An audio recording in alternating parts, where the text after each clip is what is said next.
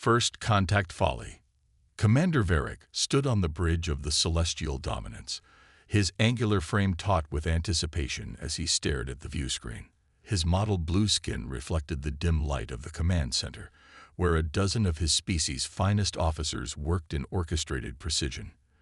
The atmosphere crackled with potential glory that Varric had been pursuing for decades across hundreds of stellar systems. Magnify that sector, he ordered, four-fingered hand pointing toward a distant speck among the stars. The image sharpened, revealing an oddly shaped vessel drifting near the system's asteroid belt. It wasn't sleek and elegant like the ships of the Talon Confederacy. Instead, it appeared almost cobbled together, functional rather than beautiful, with various protrusions that suggested afterthoughts in design. Analysis, Varric demanded, eyes never leaving the screen. His second-in-command, Nixus, responded immediately. Confirmed human vessel, Commander. Classification appears to be a research craft. Minimal armaments detected. Crew complement estimated at 20 to 30 individuals. A slow smile spread across Varric's face, revealing rows of small, sharp teeth. Humans, the newest species to achieve faster-than-light travel. The galactic community regarded them as curiosities, primitive but surprisingly innovative. Their entry into interstellar politics had been met with mild interest, but little concern from the established powers. Perfect, Varric whispered. The Council has been asking for specimens of human technology. Imagine their reaction when we deliver not just samples, but an entire vessel. Lieutenant Kriv, the young tactical officer, shifted uncomfortably. Commander, there have been reports about human vessels. They may appear vulnerable, but rumors spread by cowards and incompetents. Varric cut him off with a dismissive wave. Look at it, Kriv. Primitive design. Inefficient energy signatures. They've barely mastered gravimetric stabilization. The bridge fell silent as the crew awaited orders. Varric straightened his ceremonial collar, the mark of a commander who had claimed 17 vessels in the name of the Confederacy. Tactical approach. Disable their engines first, then communications. I want that ship intact. As the Celestial Dominance moved into position, Varric allowed himself to imagine the accolades. His family lineage had fallen from prominence in recent decades. This prize would restore their standing. One small human vessel. What could possibly go wrong? Dr. Elena Reyes was elbow-deep in the Horizon Seeker's propulsion system when the first alert sounded.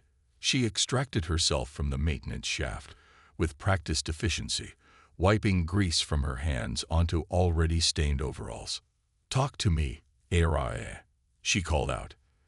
The ship's AI responded immediately. Unknown vessel approaching on intercept trajectory. Configuration matches no known allied designs. They are running with weapons systems active. Elena's mind shifted instantly from engineer to commander. The research vessel wasn't exactly defenseless. No human ship ventured into space without protection, but they weren't a military craft either. Time to intercept. 4 minutes, 17 seconds. She nodded, already moving toward the bridge. Alert status. All personnel to stations. Initiate Protocol Thunderbird. Around her, the ship transformed. What had been a relatively relaxed research vessel studying the unusual mineral composition of the asteroid field suddenly became a hive of coordinated activity. The 28 crew members, scientists, engineers, and the small security contingent moved with purpose. Elena reached the bridge as the tactical display flickered to life. The approaching vessel was impressive, nearly 3 times the size of the Horizon Seeker, with the sleek, predatory lines that characterize the Talon design philosophy. "They're not responding to hails," Communications Officer Park reported, his fingers dancing across his console. "Of course not," Security Chief Alvarez muttered. The former Marine stood with arms crossed, studying the tactical display with narrowed eyes. "They're not here to talk." Elena settled into the command chair. Humanity had encountered 7 spacefaring species since achieving FTL capability 30 years ago.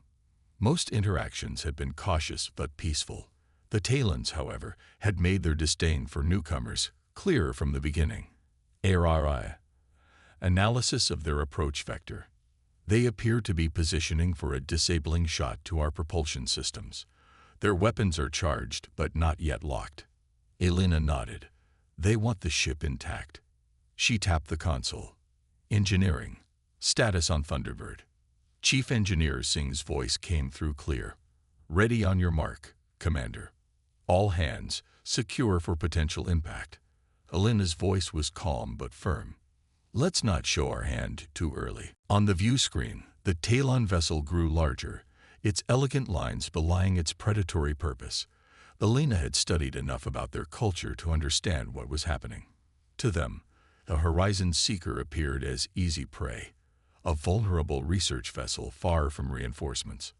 What they didn't know, what few outside Earth understood, was the humans had evolved in a crucible of conflict. Unlike many spacefaring species who had achieved planetary unity before reaching for the stars, humanity had brought its diversity of thought, its competitive spirit, and its long history of warfare into space, and they had learned long ago never to send an unprotected ship anywhere. Commander Varric watched with satisfaction as his ship moved into optimal firing position. The human vessel had made no attempt to flee. Likely they had spotted his ship too late to escape.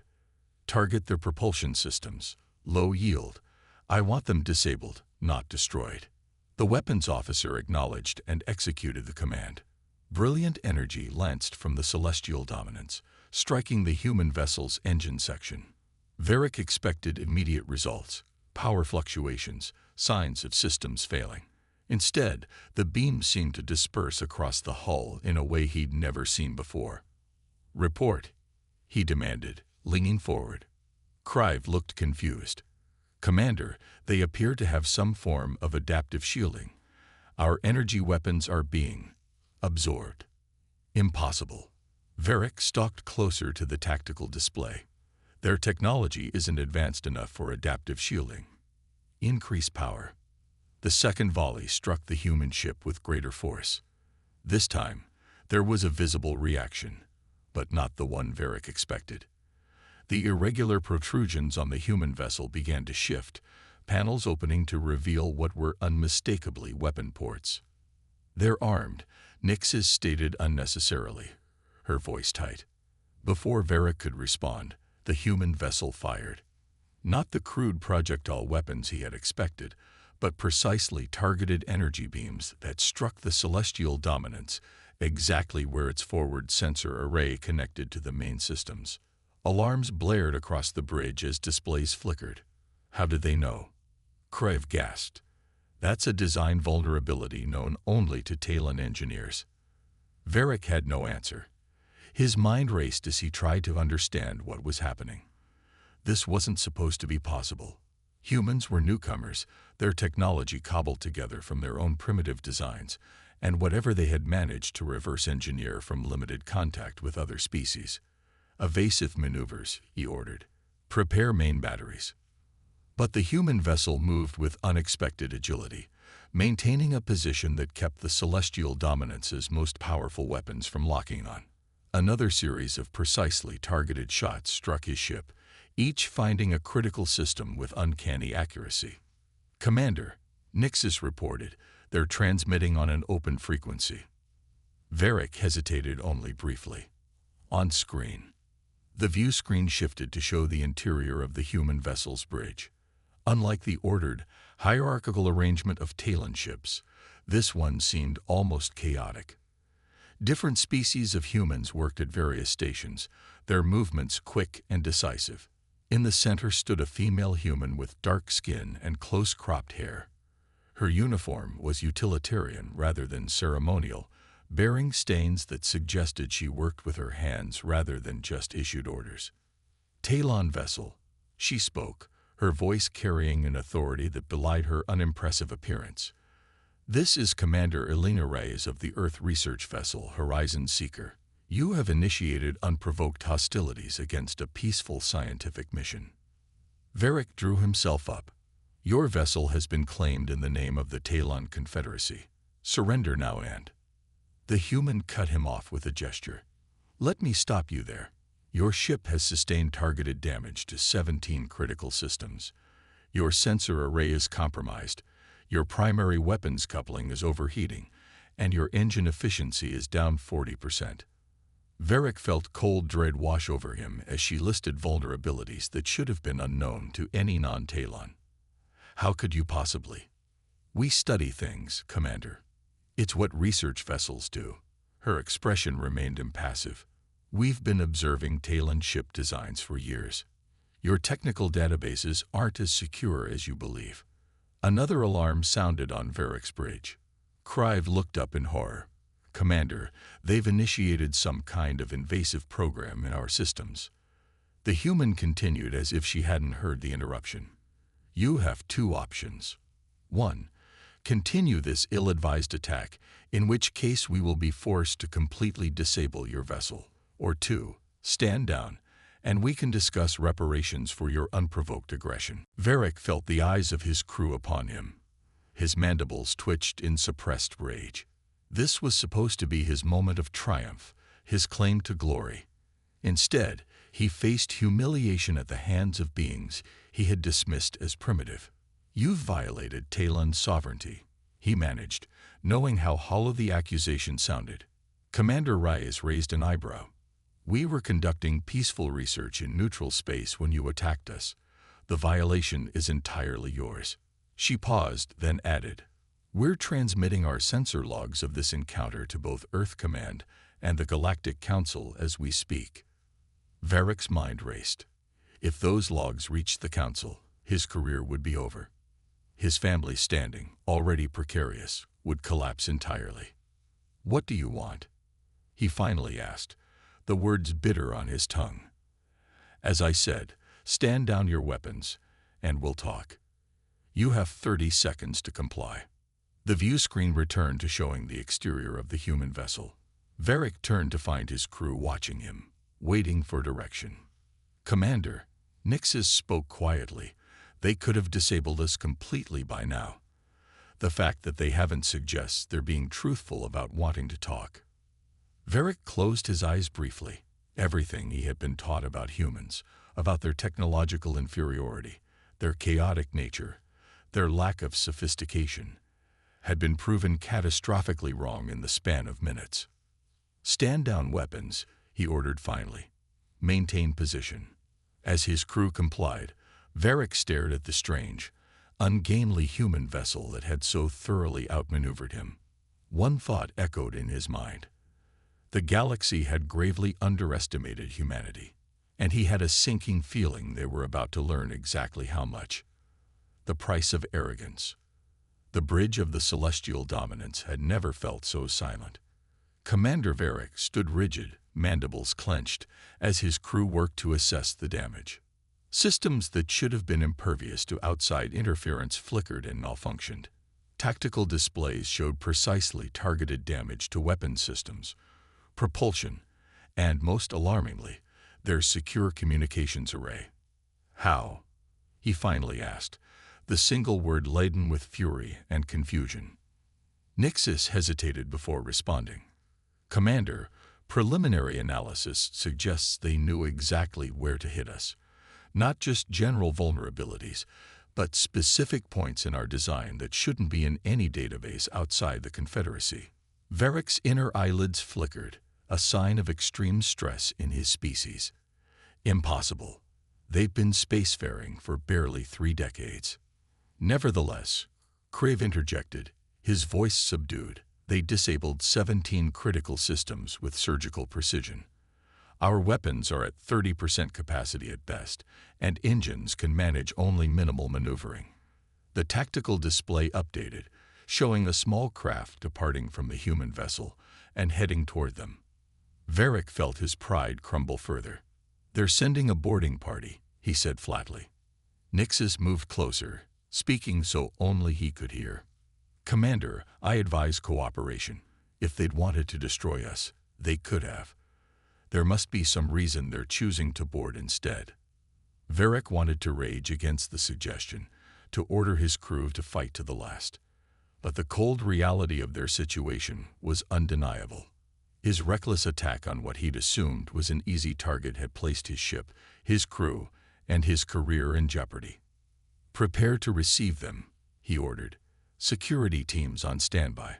But no hostile actions. I want to know what we're dealing with."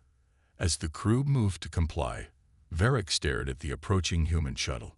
It was small, utilitarian, like everything else about their ship. But he no longer saw those traits as signs of inferiority. Something fundamental had shifted in his understanding, and he suspected the rest of the galaxy would soon experience the same uncomfortable revelation. Elena Reyes checked the seals on her tactical gear one last time as the shuttle approached the Talon vessel.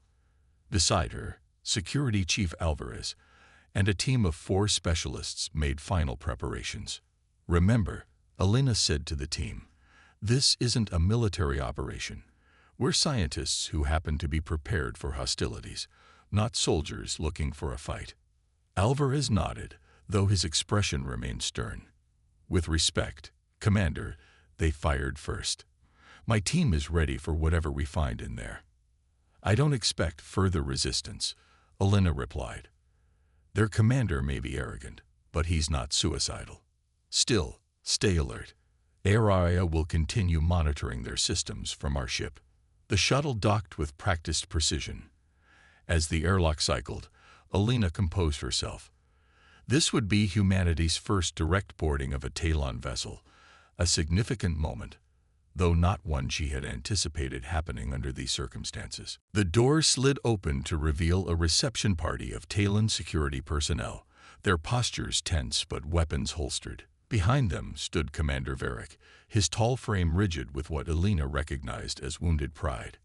She stepped forward. "Commander Varric, I'd say it's a pleasure to meet in person, but we both know the circumstances are less than ideal." The Talon commander's 4-fingered hands clasped behind his back. "You have me at a disadvantage, Commander Reyes." "Several, actually," she acknowledged without gloating. "But I'm not here to humiliate you further. I'm here to understand why the Celestial Dominance, a vessel with an impressive record of 17 prior captures, would risk a diplomatic incident by attacking an Earth research ship in neutral space." Varric's inner eyelids flickered. "You know my ship's record. As I said earlier, we study things." Elena gestured to her team. "My security personnel will need to verify that your weapon systems remain offline while we talk. Your crew can accompany them." For a moment, Elena thought Varric might refuse. Then he nodded sharply to his security team, who reluctantly moved to escort Alvarez and his people. "My office would be more appropriate for this discussion," Varric said stiffly. Elena nodded, and they walked in tense silence through corridors lined with curious Talon crew members. The ship's interior was as elegant as its exterior: flowing lines, efficient use of space, and materials that Earth engineers could only dream of synthesizing. Once inside Varric's office, a space that reflected the Talon aesthetic of minimalist beauty, Elena took the offered seat while Alvarez positioned himself by the door. "I'll be direct," she began.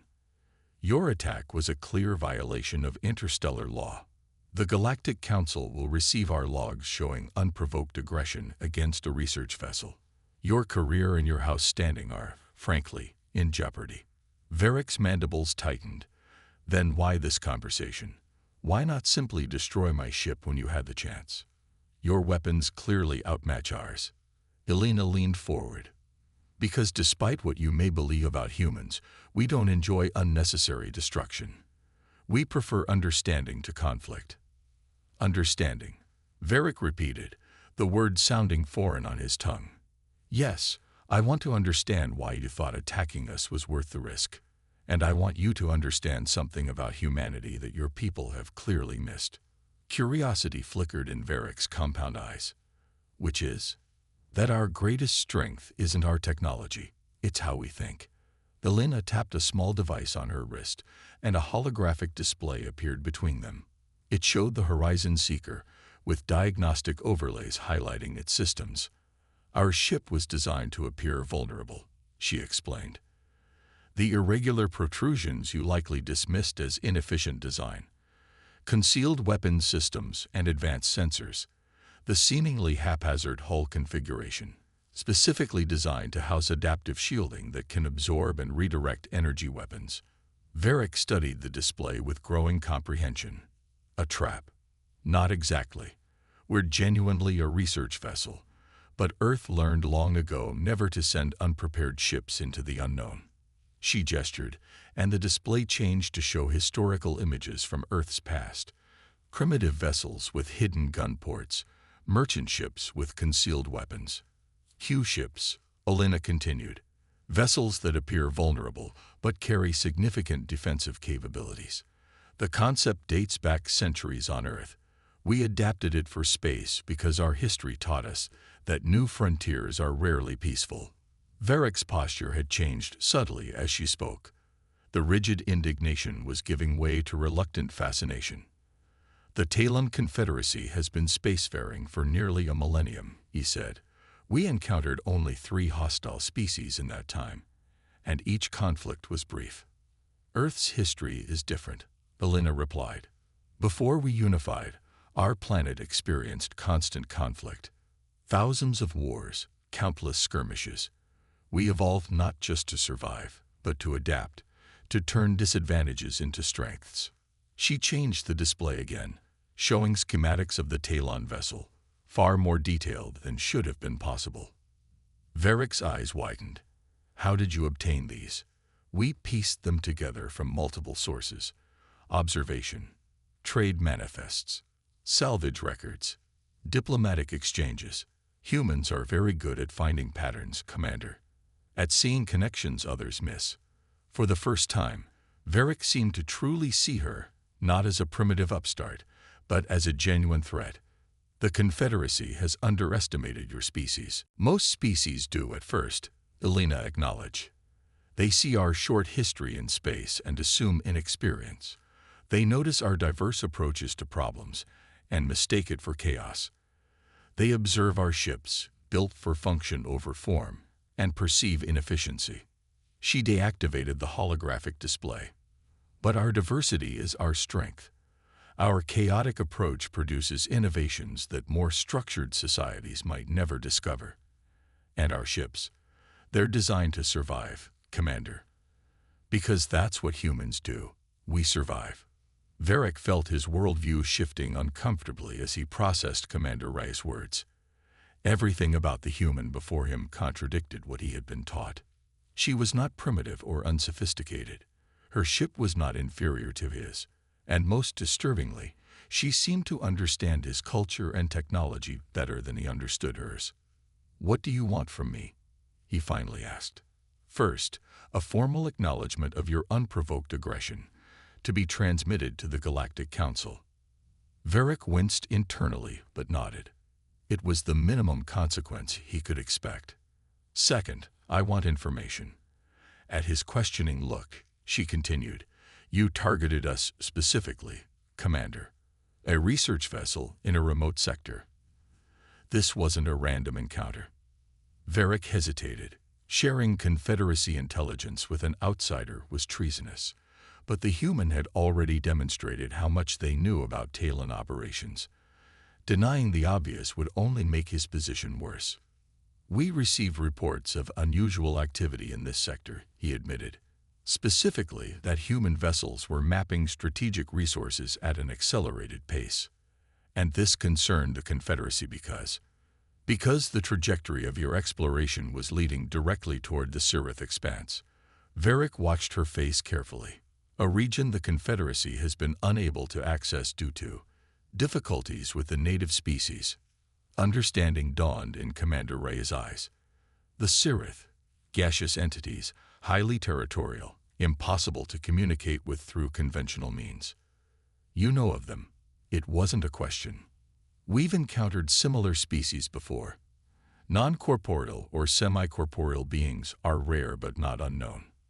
Varric found himself leaning forward, professional interest momentarily overriding his wounded pride. How did you communicate with them? We learned to translate electromagnetic patterns in their movements. It's not perfect, but it's communication, She studied him thoughtfully. The Confederacy wants access to the expanse. That's why you targeted us, to learn how we might approach the Sirith. Varric didn't confirm it directly, but his silence was answer enough. Commander Reyes seemed to come to a decision. I'm authorized to offer a proposal, Commander, one that might salvage something positive from this unfortunate encounter. I'm listening. An exchange of knowledge. You provide us with detailed information about the Sirith expanse, stellar mapping, previous contact attempts, everything you have. In return, we share our communication protocols for non-corporeal species. Varric blinked slowly. You're offering cooperation. After we attacked your vessel, humanity has learned that holding grudges is rarely productive. She smiled slightly. Besides, the Sirith expanse is vast enough that neither of our species needs to compete for its resources. A cooperation agreement benefits everyone, including the Sirith, who would no longer need to defend themselves against misguided intrusions. It was an elegant solution, one that would allow Varric to return to the Confederacy with something of value, despite his failure. More importantly, it offered a glimpse of how humans operated that contradicted everything he had been taught. Such an agreement would need approval from higher authorities, he said carefully. Of course. In the meantime, we repair the damage to your ship, you transmit your formal acknowledgement to the Council, and we begin preliminary data exchange. She extended her hand, a human gesture of agreement that Varric recognized from briefings. After a moment's hesitation, he took it. Her grip was firm, her skin warm against his cooler hide. Commander Reyes, he said, mandibles relaxing slightly. I believe we have much to learn from each other. 3 months later, Elena stood on the observation deck of the newly constructed diplomatic station at the edge of the Sirith expanse. Through the transparent aluminum viewport, she could see the swirling patterns of the gaseous entities as they approached the station in what had been identified as curiosity behavior. Behind her, the doors slid open to admit Commander Varric, now serving as the Talon diplomatic liaison, to the Joint Exploration Initiative. The latest communication protocols are showing promising results, he reported, moving to stand beside her. The Sirith appear to understand our non-hostile intentions. Elena nodded. The resource survey teams are preparing their first expedition. Your engineers' improvements to our sensor arrays should allow us to map the expanse without disturbing the Sirith's electromagnetic fields. They stood in companionable silence for a moment, watching the alien entities drift in complex patterns. The irony wasn't lost on Elena. That an unprovoked attack had led to what might become one of the most significant cooperative efforts between their species. You know, Varric said finally, there's a saying among the elder houses of the Confederacy. True wisdom begins with the recognition of one's ignorance. Elena smiled. We have a similar saying on Earth. Sometimes you have to get your ass kicked to learn something important. Varric's mandibles clicked in what she had come to recognize as amusement. Less elegant, but perhaps more honest. As they turned from the viewport to attend the approaching delegation of scientists, Elena reflected on how quickly perceptions could change. 3 months ago, Varric had seen humans as primitive upstarts. Now he spoke of learning from them with genuine respect. And across the galaxy, other species were beginning to take notice. Reports from Earth's diplomatic corps indicated a marked shift in how humans were received in interstellar forums. The incident with the celestial dominance had been widely discussed, with many previously dismissive species reassessing their approach to humanity. It wasn't fear, exactly, though there was certainly some of that. Rather, it was a growing recognition that humanity's unique evolutionary path had produced something the galaxy hadn't seen before, a species that combined cooperative instincts with competitive drive, technological innovation with adaptive thinking, and most importantly, the ability to turn apparent weakness into strength. As the first joint human Talon-Sirith communication session began, Elena caught Varric's eye. The silent acknowledgement between them spoke volumes. Whatever came next, the galaxy had learned an important lesson about humanity. Attacking a human vessel never ends well. But sometimes, surprisingly, it ends better than anyone could have anticipated.